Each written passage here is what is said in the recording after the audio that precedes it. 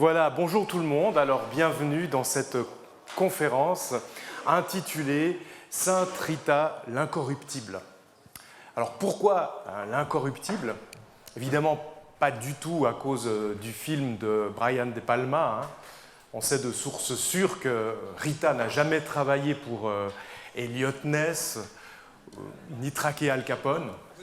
Enfin, en tout cas, pas directement, par intercession peut-être, qui sait. Non, en fait, si j'ai choisi ce titre, c'est parce que la notion d'incorruptibilité, c'est-à-dire en fait le corps qui reste intact, c'est ce qui m'a le plus intrigué dans tout ce que j'ai lu sur Sainte Rita, quand j'ai préparé cette petite conférence. Oui, parce qu'on trouve plein de choses étonnantes autour de la sainte. Il y a bien sûr les miracles qui lui sont associés. Il y a aussi des lieux qui sont assez étonnants et qui lui sont dédiés. Par exemple, je pense que vous connaissez, ou peut-être parmi vous, vous avez entendu parler de la fameuse chapelle Sainte Rita, située, comme vous voyez là, pile en face du Moulin Rouge. Donc,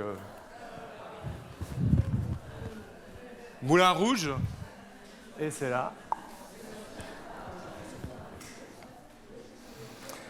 Et qui a pour vocation, depuis 1956, d'accueillir les prostituées, notamment. Il y a aussi une histoire assez marrante à Bruxelles, forcément c'est une histoire belge, c'est cette chapelle Sainte Rita, tenue entre 1980 et 2008, par l'abbé Christian Audegan. Voilà. Ce qui est étonnant, c'est que la chapelle était située dans une station de métro, le métro Rogier, à l'étage -1, juste à droite des escalators. Alors il a pu tenir un certain temps, mais il a dû le laisser tomber par la suite. Mais pour moi, en fait, c'est cette notion d'incorruptibilité qui est le plus intriguant. En plus, ça, l'incorruptibilité, ça marque fortement le début et la fin de la vie de Rita.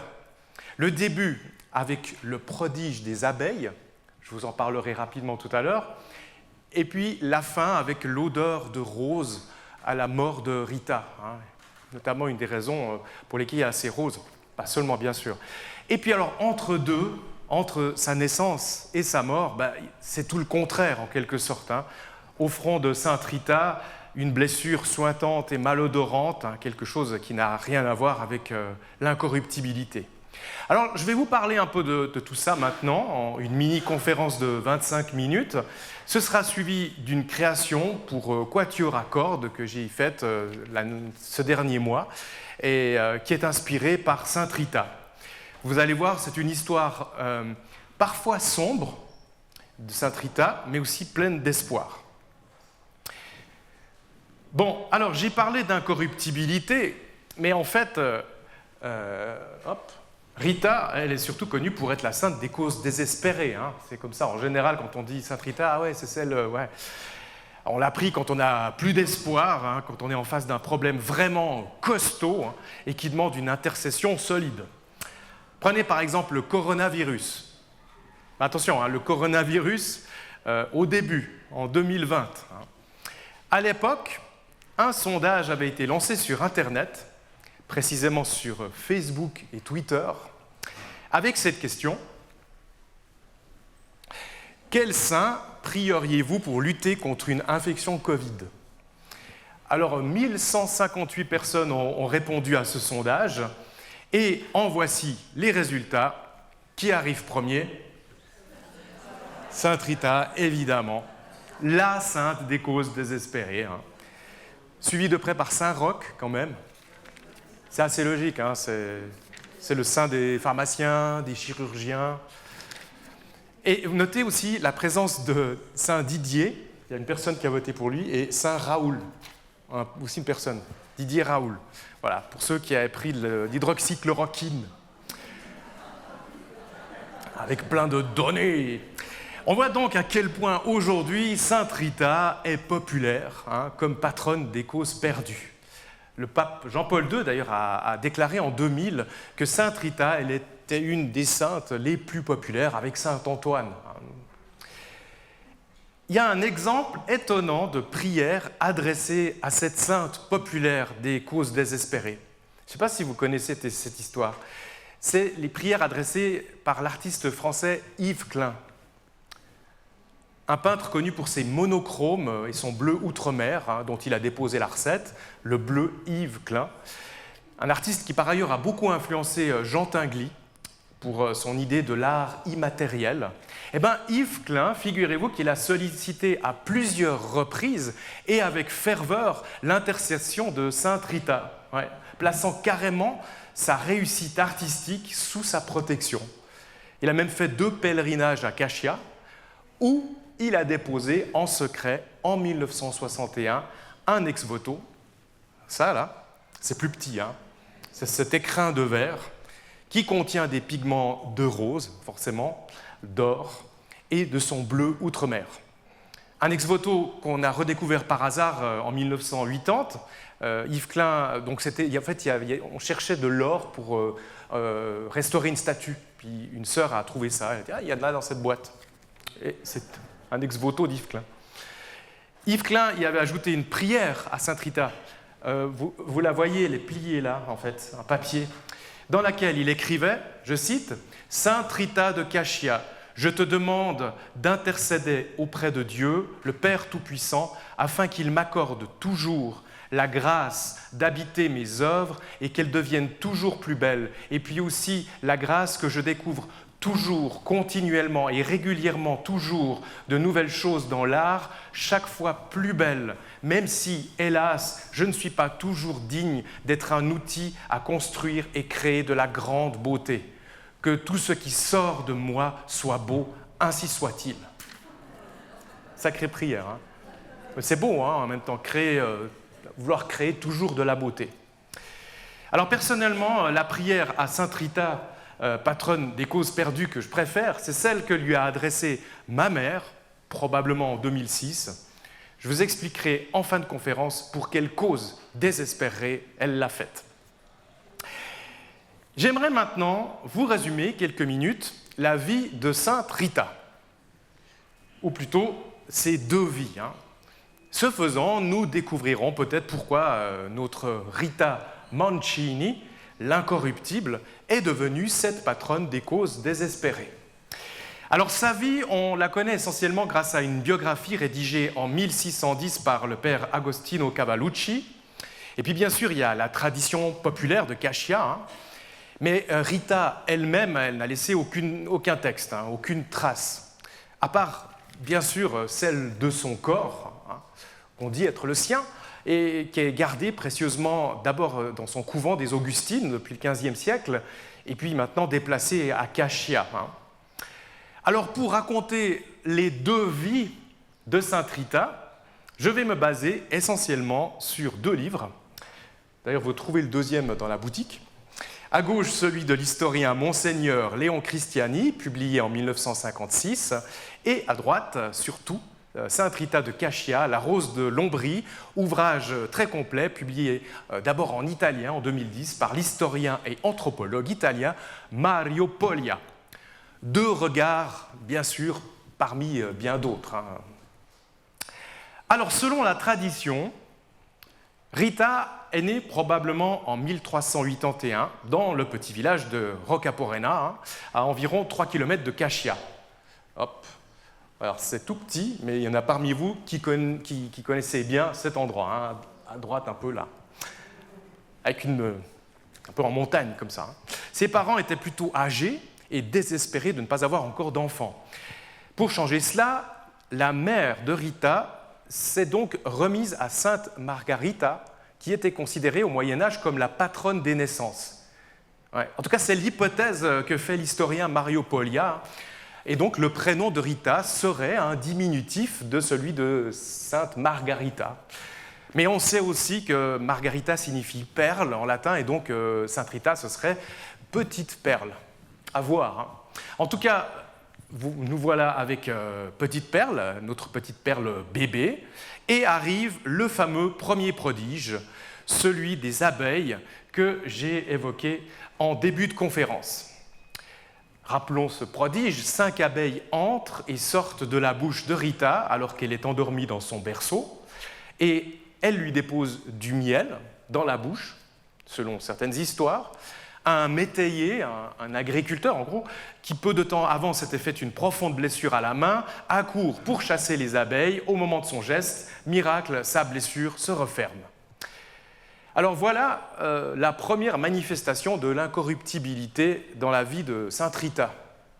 Bien sûr, on peut considérer l'abeille comme le symbole de Jésus qui vient apporter le miel, autrement dit révéler la sagesse de Dieu. Mais vous savez aussi que l'abeille, dans la mythologie grecque, c'est l'archétype de la bonne épouse, qui fait bien toutes les choses, qui est discrète, etc. Ce que Rita sera plus tard avec son mari, mais également quand elle sera au couvent. Et surtout, le miel, c'est le symbole par excellence de la nourriture incorruptible, imputrescible. Comme on dit tout simplement, le miel, ça se garde, quoi. Et en plus, en mangeant du miel, symboliquement, on se rapproche de la condition divine. Donc le miel et ses abeilles, c'est déjà un signe de cette incorruptibilité. Tout est déjà annoncé. Bon, revenons à des choses un peu plus terre-à-terre. Les parents de Rita, Antonio et Amata Lotti, sont, d'après Mario Poglia, assez aisés. Il dit que probablement ils avaient une exploitation agricole, des champs, des brebis, des chèvres, des cochons. Tout le monde est d'accord pour dire que ses parents étaient pieux et connus pour secourir les plus pauvres qu'eux. Par contre, là, c'est assez étonnant. Mario Poglia pense que Rita savait lire et écrire. Tout le monde n'est pas d'accord là-dessus. Ce n'est pas évident à cette époque. Mais il pense, vu les parents et vu le fait qu'ils avaient relativement assez d'argent. Mais surtout, et bien sûr, vous le savez, dès son plus jeune âge, Rita sait ce qu'elle veut. Ben ouais, elle veut devenir l'épouse de Jésus. Elle le prie toutes les nuits, avec une si grande ferveur que le lever du soleil et le bruit des premiers troupeaux la déçoivent chaque fois. Alors vous vous demandez pourquoi j'ai mis cette image derrière moi depuis que je vous parle de la petite Sainte Rita. En fait, c'est une image qui est tirée d'un film, peut-être certains l'ont vu, italien, Rita da Cascia, 1942. Et là, j'ai choisi cette image parce qu'on la voit discutant avec ses parents, puisque, vous le savez, malgré ce désir ardent de devenir l'épouse de Jésus, Rita a obéi à ses parents. Elle s'est mariée, vers 14 ans, à un bel homme. Ça, c'est un autre film, c'est une série, en fait. Que la légende a dépeint comme dur de caractère, colérique et bagarreur, Paolo di Ferdinando di Mancini. Un mari dont Rita, grâce à sa douceur, réussit à changer le caractère. Les sages conversations partagées avec lui font fleurir en son cœur l'humilité et l'amour de Dieu. Peut-être qu'il n'était pas si méchant que ça, le Paolo. On a des fois un peu déformé son côté méchant, mais on y revient un peu à ça maintenant. En tout cas, Rita comprit que son mari avait un cœur bon et honnête. Elle l'aima pour ce qu'il était. Elle lui donna 2 fils, probablement 2 jumeaux. Paolo se mit au service des pauvres et de Dieu, et tout ce petit monde devint une famille exemplaire pour tout le petit bourg de Roccaporana. C'est ce que dit Mario Poglia. Malheureusement, un jour, Paolo est assassiné. Alors là, grand débat. Pour quelle raison ? En fait, ce n'est pas exactement. Sans doute, le climat de violence de l'époque y est pour quelque chose. Peut-être était-ce une vendetta ou un vol qui avait mal tourné. Certains biographes proposent des dates, 1401, car Cascia était alors secoué par une rébellion populaire, ou 1413. Il y a bien sûr aussi les affrontements entre les Guelfes et les Gibelins.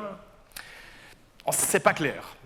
Mais ce que tous les biographes disent, c'est que Rita a reconnu l'assassin et, attention, qu'elle a tué son nom, et ce, malgré les demandes de sa belle famille. Pourquoi est-ce qu'elle a fait ça ? Vous l'avez deviné, je pense, parce qu'elle lui avait pardonné, évidemment, à l'assassin. Alors après la mort de Paolo, il se passe quelque chose qui m'a quand même un peu choqué la première fois que j'ai vu. La tradition raconte en effet que Rita aurait prié Dieu pour que ses fils meurent. Ouais. Elle aurait souhaité la mort de ses enfants, bien sûr, pour une raison, afin qu'ils ne commettent pas de vendetta, qu'ils ne tuent pas à leur tour.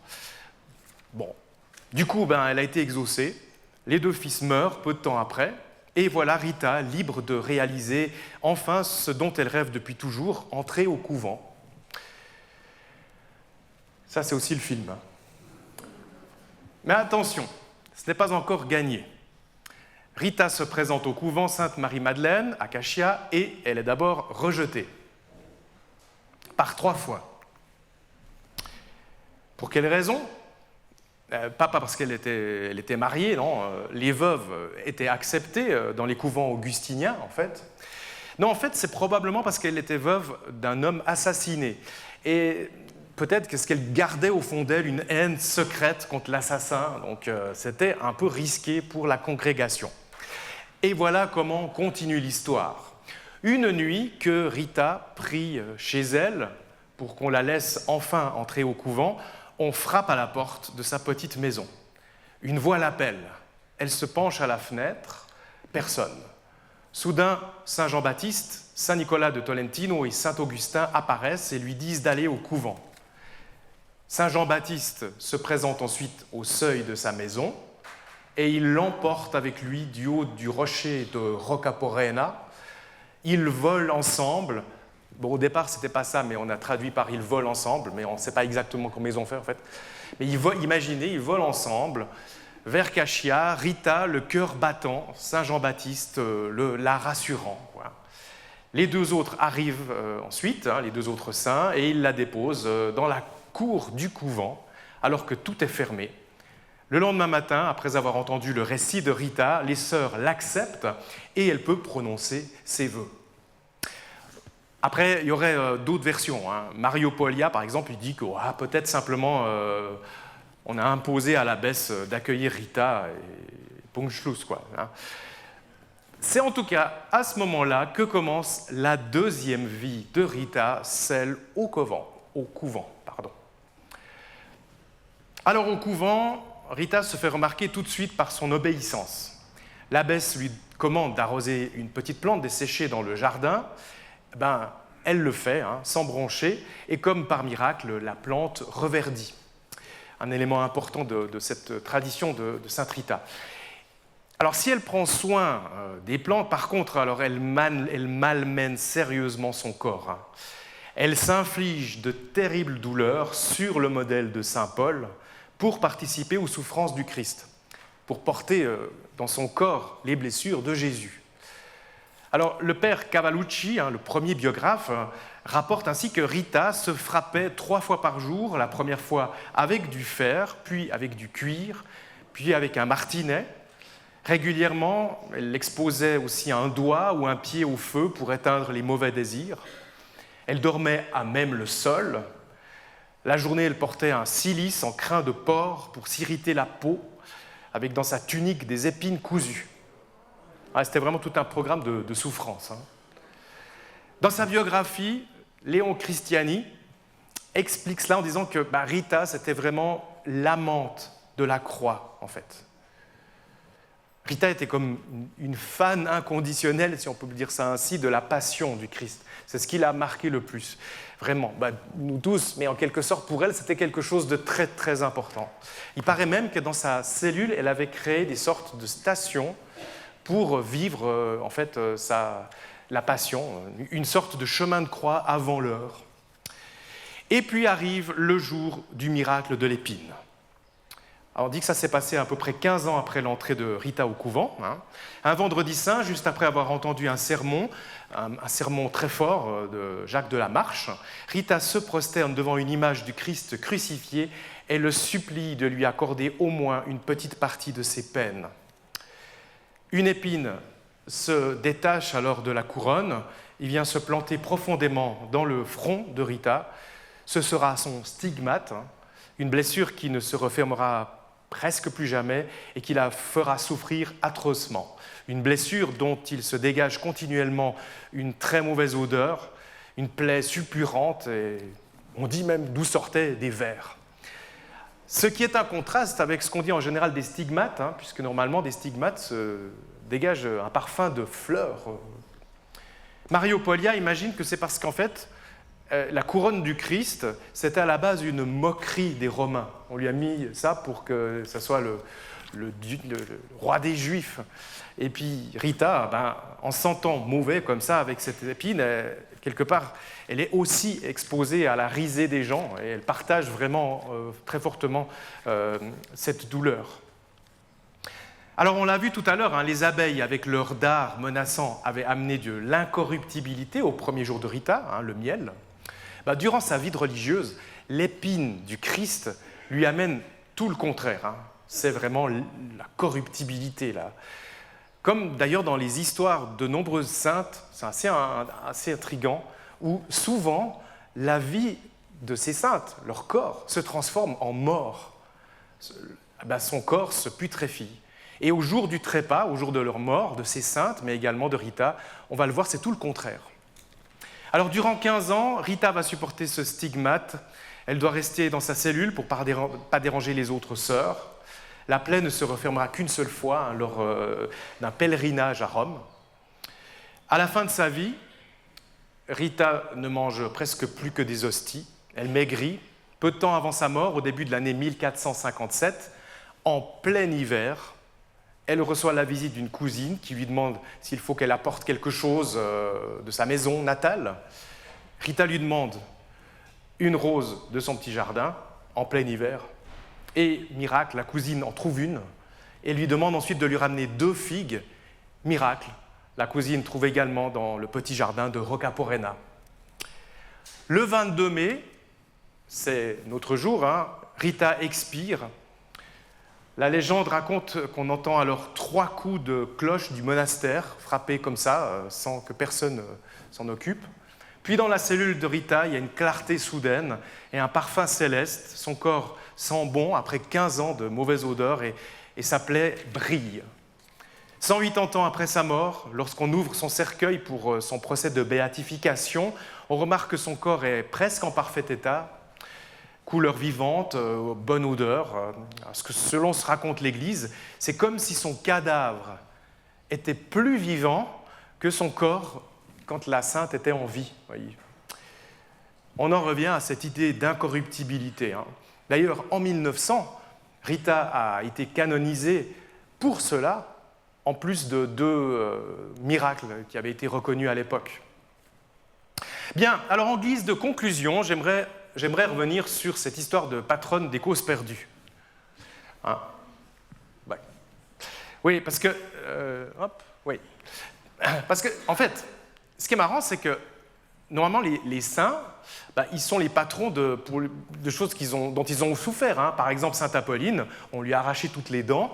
Maintenant, elle est devenue la patronne du dentifrice. Et quand on a peur d'aller chez le dentiste, on la prie.